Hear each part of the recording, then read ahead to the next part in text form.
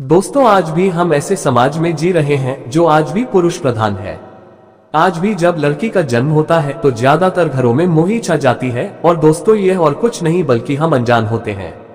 लड़की को उपभोग्य वस्तुएं हैं, लेकिन आपको ये जानकर हैरानी होगी कि लड़की का जन्म हर किसी के घर में नहीं होता है, बल्कि उसी के घर होते हैं जो भाग्य से होते हैं और अपने पुण्य कर्म से जुड़े होते हैं। और आज हम आपको यही बता रहे हैं कि भगवान ने किस घर में लड़की के जन्म के लिए सदस्यता ली है और वह कौन से पुण्य कर्म से कृतज्ञ है। कोई भी इंसान बेटी का माँ या बाप बनता है, लेकिन आप होगी कि लड़की का जन्म हर किसी के घर में नहीं होता है, बल्कि उसी के घर होते हैं जो भाग्य से होते हैं और अपने पुण्य कर्म से जुड़े होते हैं। और आज हम आपको यही बता रहे हैं कि भगवान ने किस घर। दोस्तों, भगवान श्री कृष्ण से अर्जुन राक्षस हैं कि माधव के कर्मों के कारण किसी के घर पुत्री धन की प्राप्ति होती है, यानी घर में बेटी का जन्म कैसे होता है। तब श्री कृष्ण ने अर्जुन से कहा है, हे पार्थ, यदि किसी के घर बैठे ही भाग्य अच्छा होता है तो बिटिया सौभाग्य से, और जो भी स्त्री या पुरुष अपने पूर्व जन्म में पुण्य कार्य प्राप्त करते हैं उन्हें ही एक बेटी के माता पिता का सौभाग्य प्राप्त होता है।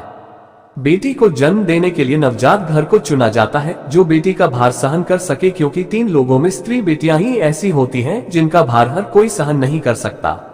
वह बेटियां ही ऐसी होती हैं जो इस सृष्टि को निरंतर चलाती हैं, माँ होने के लिए अपना सर्वस्व निछावर कर देती है। हे अर्जुन, जिस दिन इस सृष्टि में बेटियों का जन्म रुक जाएगा उस दिन धीरे धीरे इस रचना का अंत हो जाएगा। दोस्तों, भगवान श्री कृष्ण के इन बातों पर गौर किया जाए तो उनकी कही बात बिल्कुल सही है, क्योंकि अगर बेटियां नहीं रहेंगी तो किसी का भी वंश आगे नहीं बढ़ पाएगा। दोस्तों, आपने भी कई लोगों को कहा सुना होगा, जिसके घर में बेटी का जन्म होता है वह घर स्वर्ग के समान होता है, क्योंकि बेटा तो सिर्फ एक कुल को रोशन करता है, बेटियां तो 2 कुलों को रोशन करती हैं। माता पिता के घर में वह बेटी के रूप में अपनी उत्तरदायित्व का दायित्व निभाती है तो मुस्लिम एक बहू के रूप में सारी जिम्मेदारी का पालन करती है। लड़कियों का पिंडदान कर सकते हैं।